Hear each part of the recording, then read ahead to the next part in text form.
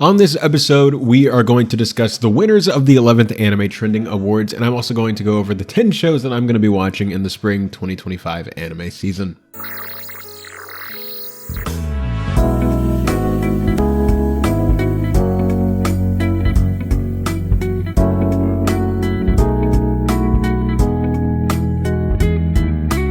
Well, greetings, imagination connoisseurs, and welcome to another episode of the Otaku Experience over here on the Burnett Network. I'm, of course, your host, Israel. It's been a little bit, and that was because I didn't want to make an episode of the Otaku Experience after the Anime Trending Awards until after I got up my reaction to the Anime Trending Awards over on my main channel, which you can go watch now.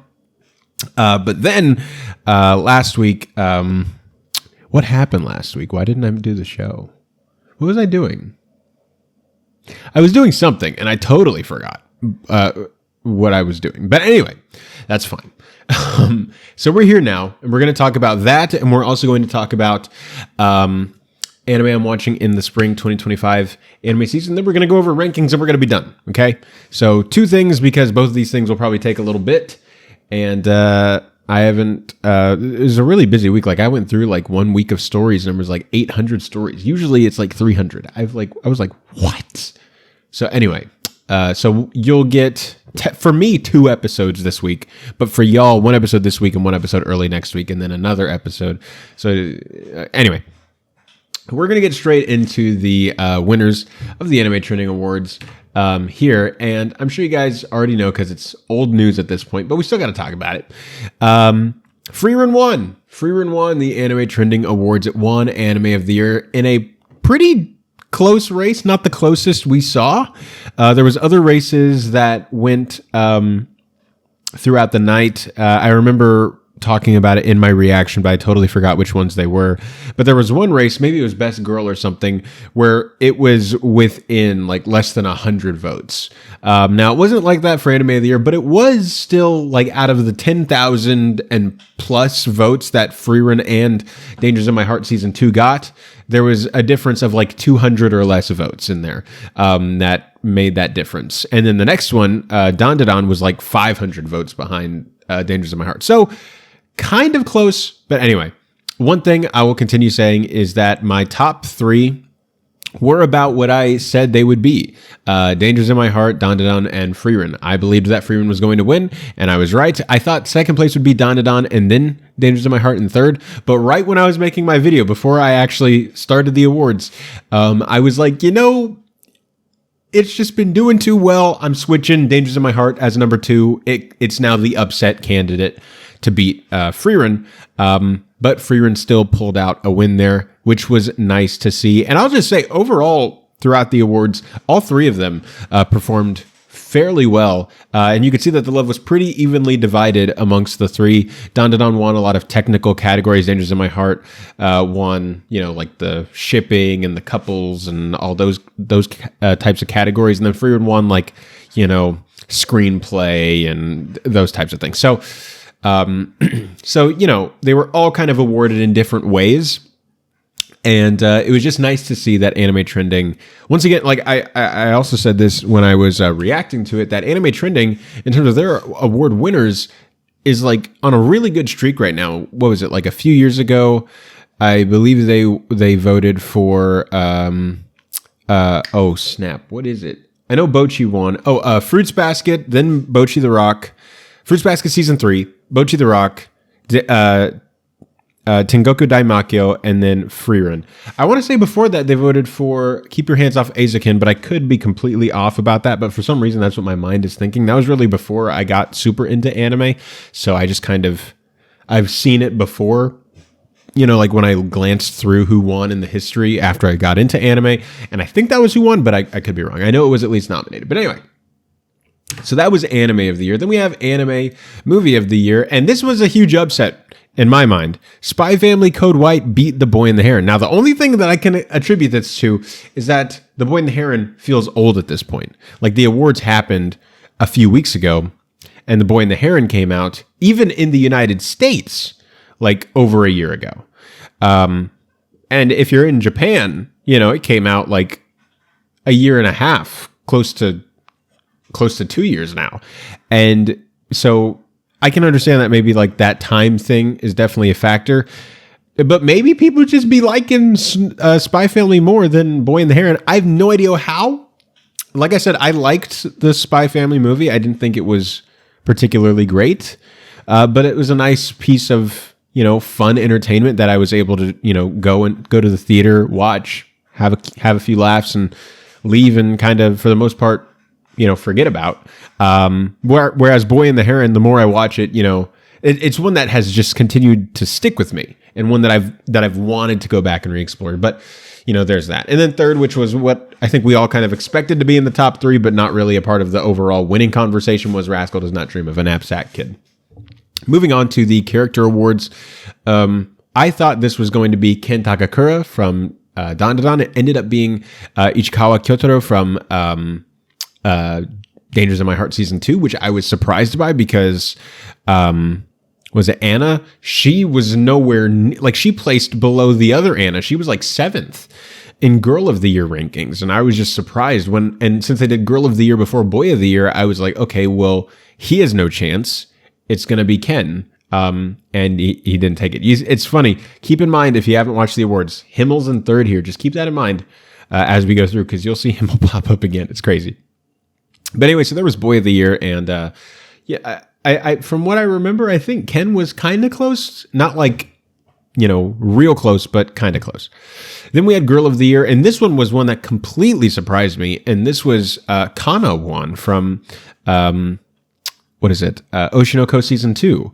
I did not think she had a chance at winning at all. I thought it was going to be Momo from Dandadan as my first guess. I thought it was going to be Anna from...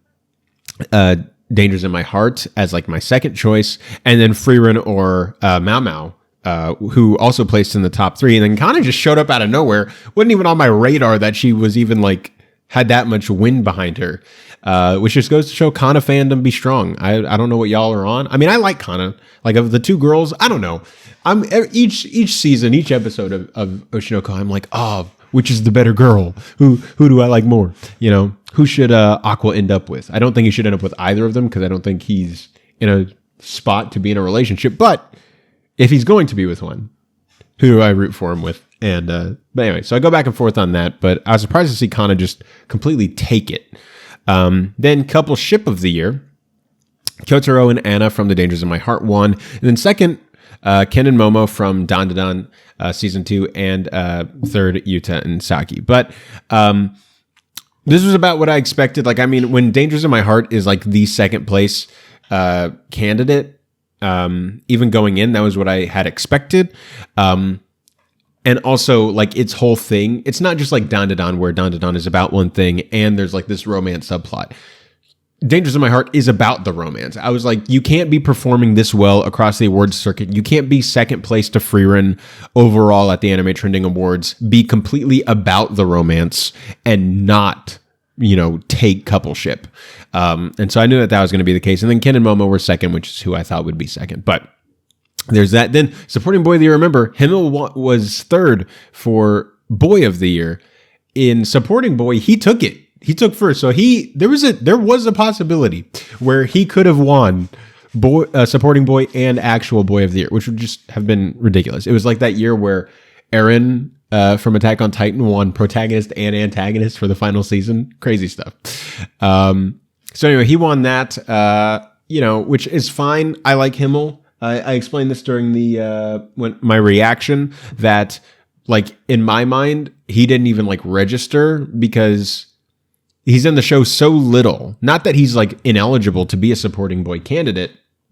I just wouldn't have even thought of him. I would have thought of like Stark or, the dwarf. What's his name? Anyway, I would have thought of people like that before I even got to Himmel. But anyway, you're not going to see me complain about a FRIEREN win. Let's go.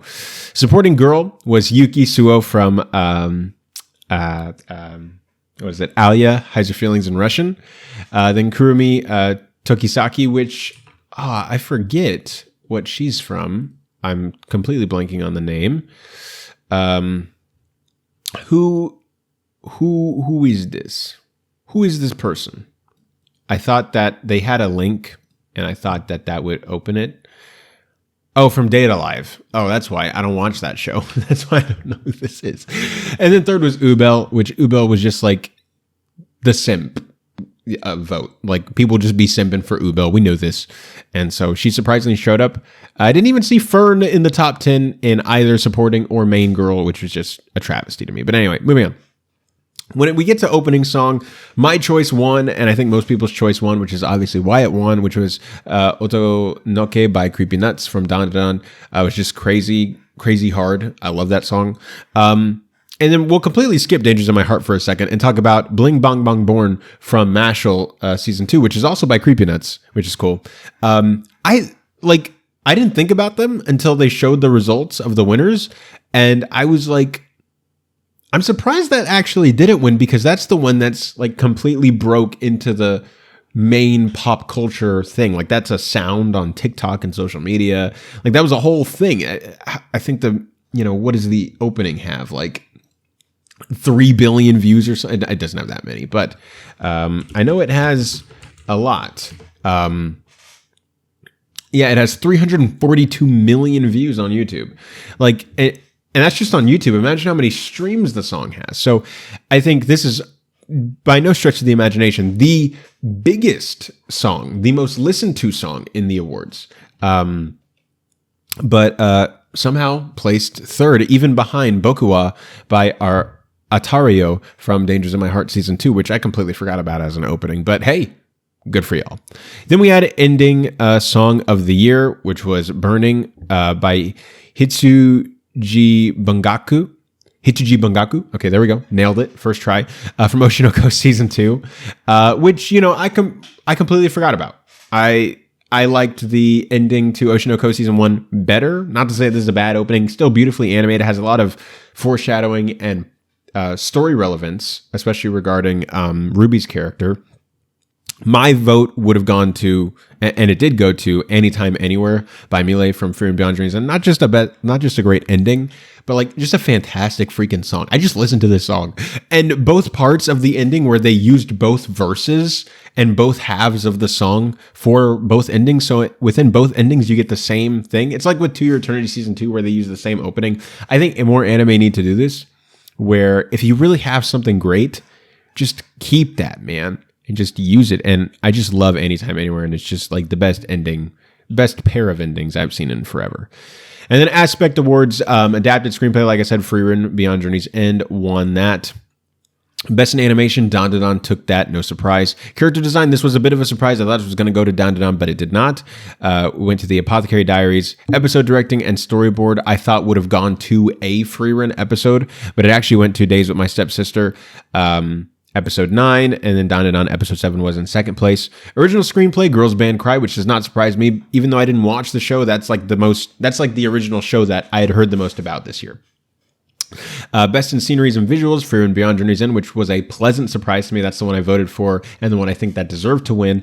But I thought it was going to go to Dandadan, which was nice. And it's nice to see Delicious in Dungeon in there as well. And then Best in Soundtrack is just completely wrong. I don't know how this happened, but if you listen to the score and the music that goes with Dandadan and the score and the music that goes with FRIEREN, it's just, they're not even within like speaking distance. Like one is so far, like Dandadan, like when you compare this, the difference is Dandadan is down where, and Dandadan's not bad, but when you compare it to FRIEREN's like top of Mount Everest and Dandadan's like Titanic wreck level. Like that's the difference between the two. And I have no idea how Dandadan won other than like just a goofy recency bias thing. But maybe people just genuinely liked it more, which is just baffling to me, but maybe. And then the last one we'll go through is Best in Voice Cast. And that went to the Dangers in My Heart Season 2. I thought this was going to go to Dandadan or FRIEREN, but it ended up going to Dangers in My Heart. And second was Too Many Losing Heroines, which did kind of show up in the top 3 in some other categories as well. I don't think it won anything, but it actually, showed up, and I think it placed even top 5 in the Anime of the Year ranking, which was really cool for that because I think that show was pretty good. And FRIEREN was third there. I'm not going to talk about the genre awards. You know that. I don't care. And those were the Anime Trending Awards and their winners for this year. And like I said, they're just kind of on a roll. They just be popping out W's every year, and they just go to show that continually over and over, they are the anime, like at least in the community sense, they are the anime awards, not Crunchyroll, even though they're the most popular, and voting hasn't even started on those yet. But you know, still, they are the premier awards when it comes to like good decisions, other than Score this year, but we won't talk about that. But anyway, there's that. All right, it's that time of the, not of the year, of the, I guess, of the anime season. Smooth segue, I know, where we talk about the anime that we're going to watch in the next anime season. Now, usually I go through Annie chart and I go through the top 30, but that takes too long and no one cares.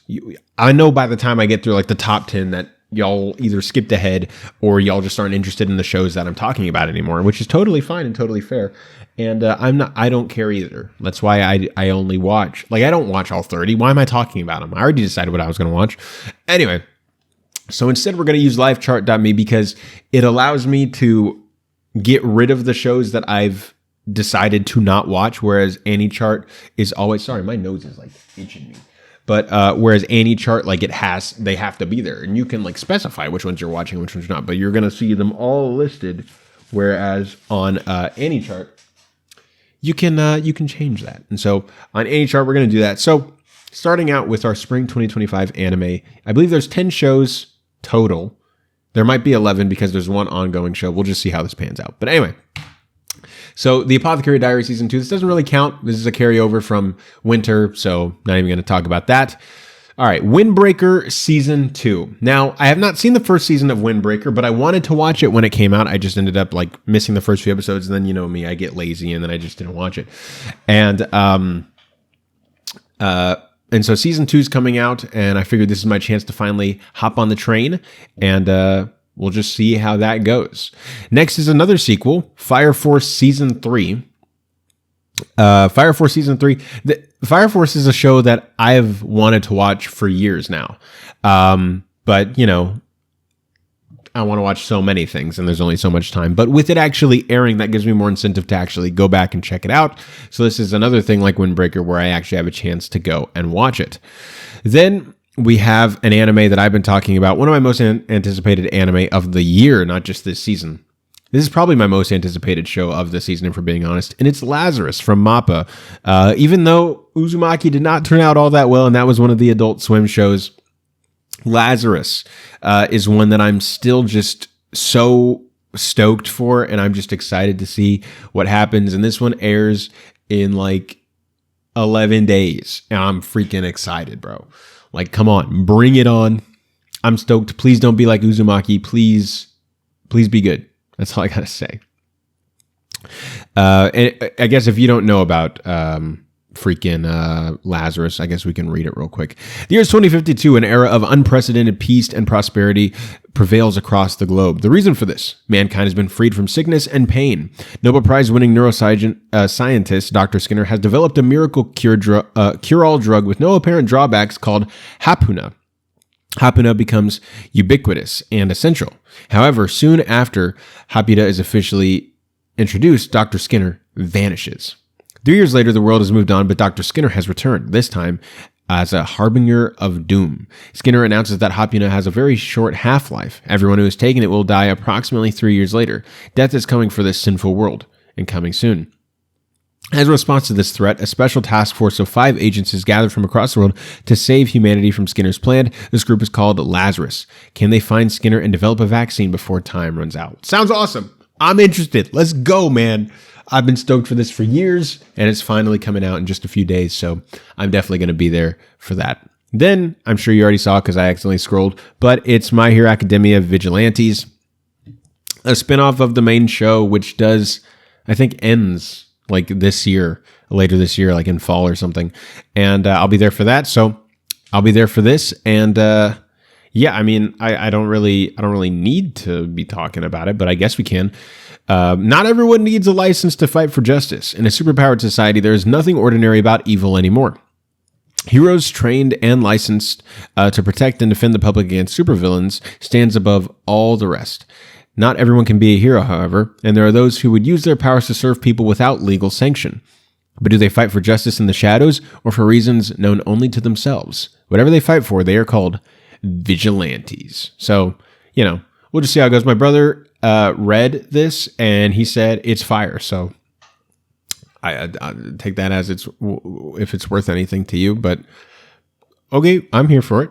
Then we have Witch Watch. And I forget why I picked this, and maybe when we read the synopsis, I'll remember.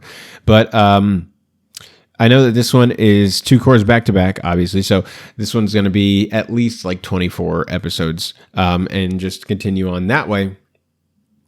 And I think it's based on a manga, and the manga seemed to be well regarded, so that also helps as well.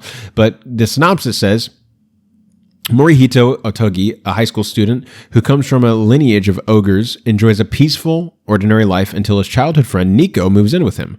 Nico is a witch in training and chooses Morihito to be her familiar. While Nico is thrilled to reunite with her old friend and crush, Morihito is tasked with the perilous duty to protect her from a foretold calamity.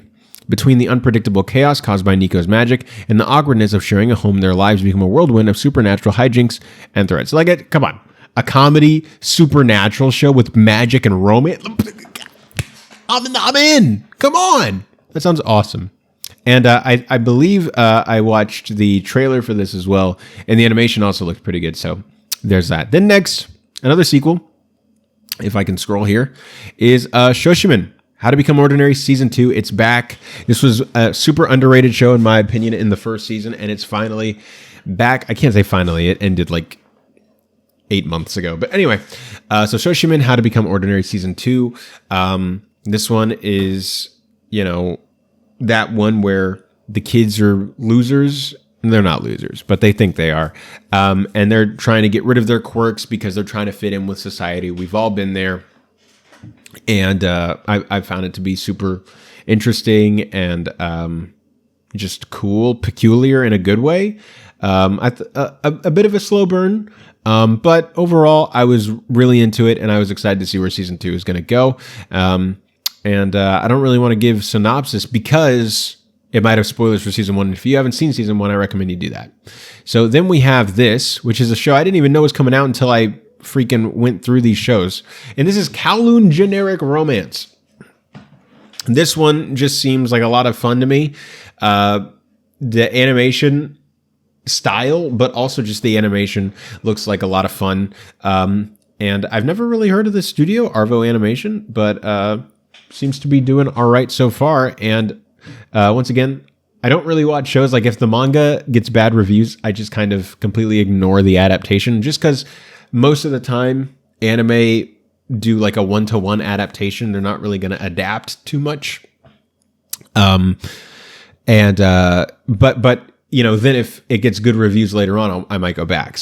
But this has had good manga reviews, so that also helps. And the synopsis is struck by a reality they didn't wish for. Some ask, do I not exist in this world? Can they confirm their own presence and Kowloon's? And they can even smell and taste. In this town filled with secrets, Kajirai doubts her own existence. Each day is painful, but will it be different if Kudo is by her side? Romance. Come on now. That's what we like to see. So there's another one for me that just seemed like, yeah, heck yeah. So there we are. Then this one, which I wasn't like the most interested in, especially because I thought The Witch from Mercury ended really, really well. But it's the new Mobile Suit Gundam show, GQ. I don't know how you pronounce that. But anyway, there was a movie that just came out that I think was just like the first few episodes stitched together. And I missed it. But the animation looks crazy. And I like Gundam, so I'll be there for that. And the synopsis for this Gundam show is Amete Yuzuriha is a high school student living peacefully in a space colony floating in outer space. When she meets a war refugee named Nyan, Amete is drawn into an illegal mobile suit dueling sport known as Clan Battle. Under the entry name Machu, she throws herself into a fierce battle day after day, piloting the GQ. Then, an unidentified Gundam mobile suit pursued by both the Space Force and the police appears before her along with its pilot, a boy named Shuji. Now their world is about to enter a new era. Okay, so just a bunch of Gundam sci-fi gobbledygook, which is fine. But, the animation just looked insane, and that's the main reason I'm going to be here, which is no surprise because Sunrise is doing it, so I don't really know what I should have expected. But moving on, we have this show, Rock is a Lady's Modesty. This one's animated by Bandai Namco. And this one's also based on a manga. The manga seemed to be pretty well regarded. And there was actually a few shows that I wanted to watch this season. I ended up having like 14 or 15 that I was interested in, and I had to cut some down. So these are the ones that I was the most interested in. So Rock is a Lady's Modesty. This one is kind of like a lot of shows with the band thing, especially like The Colors Within, with the movie that just came out in January, from the director of A Silent Voice, Naoki Yamada. That one is a lot like this, where they're at an all-girls academy, except in The Colors Within, it's a Catholic school, and they want to make music, but because of their surroundings and trying to live up to the views and the opinions and the plans for the future that are imposed on them by the by either the people at the school or from their parents or whoever, they have to kind of keep it a secret. And so it's kind of like that, where it says, at an elite all-girls school academy where refined young ladies gather, Lisa Tsunonomiya, now the daughter of a real estate tycoon after her mother remarried, is forced to abandon her guitar and rock music to fit in. However, her passion is reignited by sounds from the old school building, where she meets a skilled drummer who shares her love for rock. Together, they embrace their inner rock stars, elegantly clashing and shouting their way through the academy in this captivating tale of grace and rebellion. Another show where the animation just looked really cool and stylized and a lot of fun. And so that's the thing. Like, for me, like, I love original shows, but we don't get them too often. So excluding those, what you're looking for when you want to interest Israel, don't be an isekai. Have a well-regarded source material, have really striking animation, and have, some semblance of either slice of life or romance in your synopsis. And I'm there. Like, that's it. That's kind of what all of these have in common for the most part. Or at least one of those, or two of those elements. Then I think there's only one more, and that is this, Yaiba Samurai Legend. I'm sure a lot of you were like, what the heck is even that? And that's what I was thinking. But this anime looks insane, just from the animation, and it's by Wit. I have no idea why no one's watching this. The only thing I could think of is that no one knows what the manga is, but there's other manga that are getting anime adaptations that no one's checking out. But this, like, not only is it stylized, but just like the actual animation itself looks clean, it looks crisp, it looks high quality, it looks really, really good, like a really good production. I have no idea why people aren't interested in this. But it's got a crazy shonen synopsis that I'm going to read to you now, where it says, Yaiba Kurogane has spent his days training in the jungle in order to attain his goal of becoming a real samurai. By a twist of fate, he returns to Japan and starts living with the Mine family, who are connected to his father, Kinjiro. Yaiba constantly baffles with the Mine's daughter, Sayaka, as she witnesses his wild and reckless ways. One day, Yaiba tags along with Sayaka to school and has a fateful encounter with Takashi Onimaru, a kendo expert. Yaiba and Onimaru repeatedly clash, and as if in response to their search for strength, two ancient powers are unleashed. The Funjinken, the Wind God's sword, and the Raijinken, the Thunder God's sword. Both supernatural blades that have jolted the world since the ancient days have reawakened, and the truth behind them is revealed. So, lots of lore, lots of crap going on in that synopsis. But let me see if I can find a trailer, because y'all, this is the one show that I feel like I need to convince y'all of, because I know no one's watching this. It looks in freaking insane. Let me load this up. Okay, I got it. I can't show too much because you know how anime studios are with copyright, but I'll show you something. Like, so super stylized, but also like it also looks like an older anime, but also just really good like action scenes and effects. Okay, here we go. This is a good one. Like the lighting as well, like the composition of these shots, like the directing is good. The layering of the effects, just so much. Like this anime just looks so high quality, and the fact that no one's interested in this is just baffling to me. So other than the fact that like they just haven't heard of it, that's the only thing I can think of. Now, those are all the shows that I am going to be watching, unless there's a bad show or something that I'm not interested in. But what are the shows that I'm not watching that maybe we should keep an eye out for? All right, well, here's one of them, okay? The Beginning After the End. So this one is based on a webtoon of the same name, or a web novel. I don't know what the proper terminology is. And from what I hear, this thing is amazing. Now, the downside is that this is coming from a studio that is not qualified. And when you see the animation in the trailers and stuff, it looks like a slideshow. It looks a lot like Blue Lock Season 2, except not even that good. And so that's the reason why I'm not going to check it out, is because I just think it's going to be an awful production and pretty much going to leave the show just basically unwatchable. Then, moving on. We'll just keep on a going here. One of the shows I almost watched was From Old Country Bumpkin to Master Swordsman. This one just seemed really wholesome and nice. It's about this humble old man, as you can see right there, and he's just teaching other people how to fight. And there's other stuff that happens, but it seemed cool to me, and I almost watched it. I think I just barely knocked it out because I only wanted to do 10. But there's that. Aharon-san wa Hakarenai. I didn't watch the first season, and there were other shows that I was more interested in watching than this, so I couldn't have another sequel, which also came with homework of the first season. I just couldn't do it. So, but there's that. So if you watch the first season, now you know that that's coming out. And I think for the most part, that's it. Of course, there's Go-Go Loser Ranger Season 2. I think that's pretty much everything. Let me just double check here. I think that's... Zatsutabi I almost watched just because it seemed cute, but once again, I only had room for 10, so I had to knock that out. Mono, I thought seemed cute. Knocked it out. Uma Musume, if you're a fan of that, they're having a little spin-off this season. And then I think there was one more, Anne Shirley. I thought sounded cute, but didn't have space for it.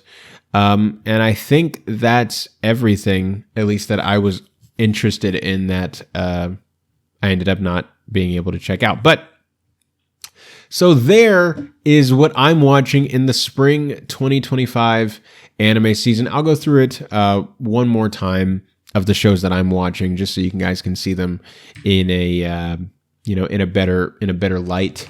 So we have The Apothecary Diaries Season 2, Windbreaker Season 2, Fire Force Season 3, Lazarus, My Hero Academia Vigilantes, Witch Watch, Soshiman How to Become Ordinary, Kowloon Generic Romance, Mobile Suit Gundam, Rocket's Lady's Modesty, Yaiba Samurai Legend, and I have no idea what this is. Get out of here. I'm not watching you. So it is 11 total, but 10 of this season and 1 carryover with The Apothecary Diaries. Anyways, guys, those are the shows that I'm at least planning to watch. You know me. We'll see what I actually end up watching. I'll just say this. Windbreaker and Fire Force are the most unlikely shows that I'm going to watch out of this lineup because those have homework. Whereas all the shows that are starting for the first time this season, I'm much more inclined to actually start. And so we'll just see how that goes. But anyway, what are you guys watching in spring? All right, guys, like I said, not necessarily a shorter episode, maybe a shorter episode. But we are going to be going over more of the actual stories in the episode that comes out, I think, this weekend at some point. It just depends when Rob has the time to upload the show. I'll be filming it on Saturday, and I'll probably send it to him either Saturday night or early Sunday morning. And then, whenever he has a chance to. He's a busy man. He's doing an audio drama, and he has his own shows, and I know he goes on the John Campea show still regularly. So busy man, got stuff to do. So I can't just be like, hey, Rob, do this. Like, who do you think I am? But anyway, so now we're going to go over the rankings of this past week. We're going to start with Anime Corner, where at number 1 is Solo Leveling Season 2, which went up 3 spots. ReZero Season 3 went up 1 spot to number 2. Orb on the Movements of the Earth, which I think is now over, went up 6 spots to number 3. Toilet Bound Hanako-kun Season 2 went down 2 spots to number 4. The Apothecary Diary Season 2 went up 1 spot to number 5. Blue Box went up 1 spot to number 6. Tying the Knot with an Amigami Sister went down 6 spots to number 7. Sakamoto Days is at the same rank at number 8. My Happy Marriage Season 2 went up 3 spots to number 9. And then the 100 Girls Who Really Love You Season 2 went down 5 spots to number 10. Going over to Anime Trending, at number 1 was ReZero Starting a Life in Another World, which has spent 5 weeks at number 1. The Apothecary Diary Season 2 went up 1 spot to number 2. The Toilet Pound Hanako-kun Season 2 went down 1 spot to number 3. My Happy Marriage Season 2 has spent 2 weeks at number 4. Zenshu went up 4 spots to number 5. Medalist has spent 2 weeks at number 6. Solo Leveling Season 2 went down 2 spots to number 7.